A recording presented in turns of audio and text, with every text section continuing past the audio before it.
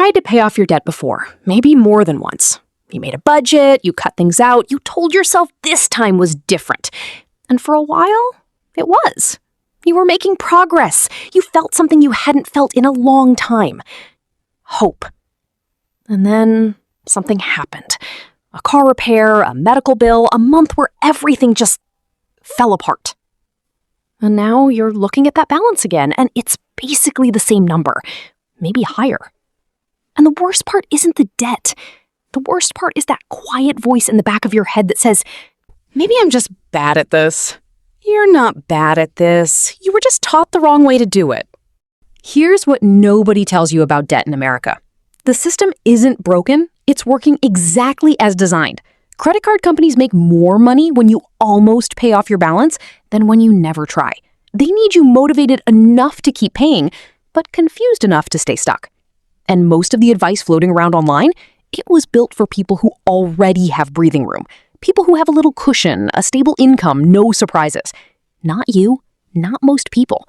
The 6 mistakes I'm going to walk you through today, these aren't about discipline. They're not about willpower. They're the structural traps that keep smart, hard-working people spinning in place for years. If you've tried to get out of debt and failed, at least one of these is the reason why. Let's fix that. And real quick, if nobody in your life actually talks about money honestly, that's what this channel is for. Subscribe! Mistake number 1, paying minimums and calling it a plan. Let's start with the one that feels safe but is quietly destroying you. You've got, say, $8,000 on a credit card at 24% interest. The minimum payment is around $160 a month. You pay it every month, on time.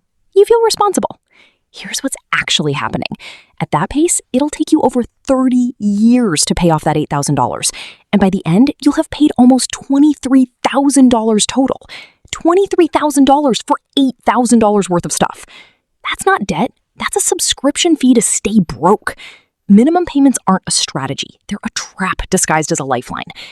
The fix? Even $40 extra per month collapses that timeline dramatically. If you go from $160 to $200, you cut years off and save thousands, not tens of thousands, thousands of actual dollars, just from $40 more.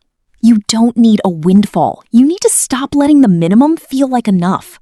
Mistake number 2, paying the wrong debt first.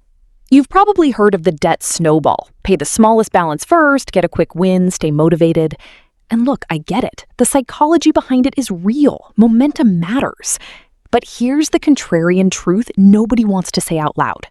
The debt snowball can cost you thousands of dollars. If you've got a $1,200 medical bill at 0% interest and a $4,000 credit card at 29% interest, and you pay off the medical bill first because it's smaller, you just prioritized your feelings over your finances. While you were celebrating that win, that credit card was compounding at nearly 30%. The mathematically correct move, the Avalanche method, is to attack the highest interest rate first, regardless of balance size. Always. Now, here's where I'll give the snowball some credit.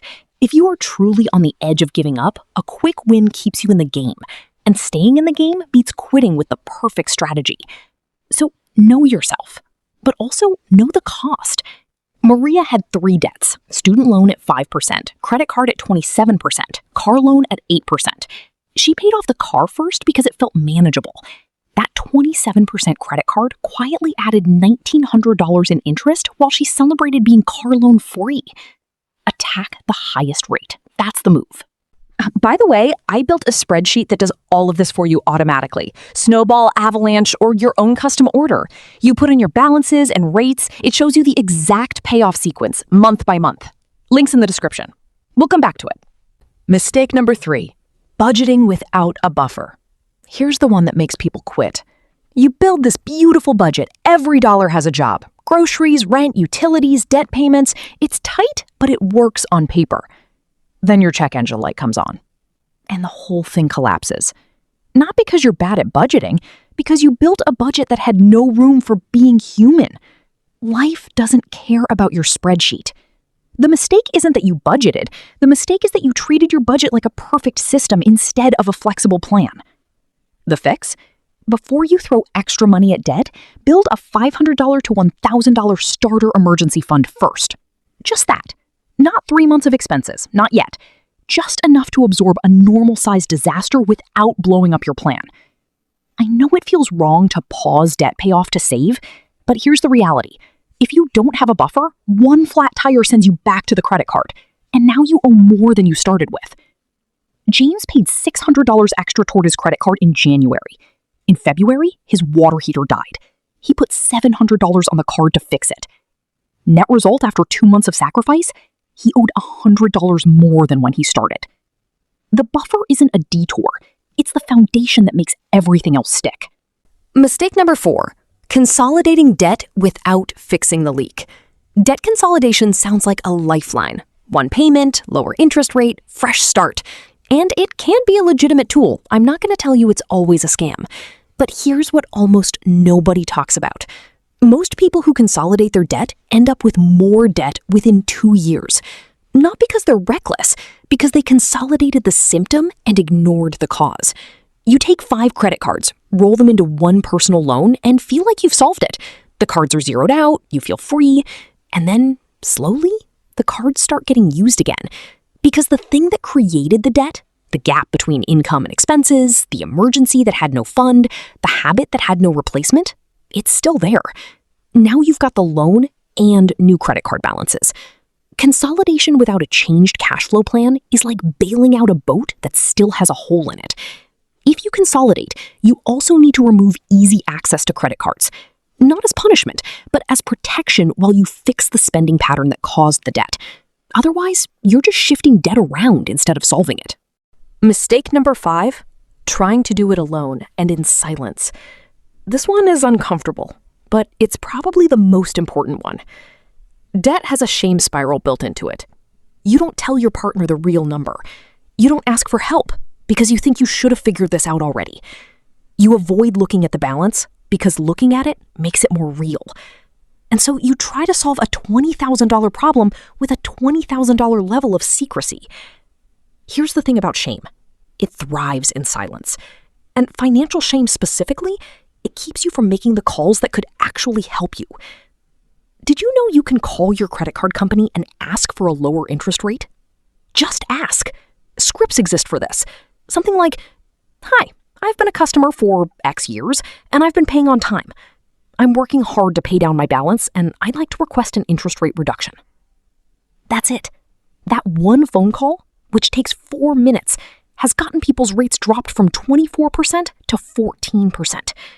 On a $10,000 balance, that's $1,000 a year back in your pocket, just from asking. You can also call and negotiate medical debt. Most hospitals have hardship programs they don't advertise. You can settle collections for less than the full amount. These conversations are available to you. But you have to stop being too ashamed to pick up the phone. The debt is not proof that you failed. It's proof that you lived a life and the math didn't always cooperate. That's fixable. Mistake number 6, waiting for a perfect moment to start. I'll really get serious once I get the raise. I'll start the plan after the holidays.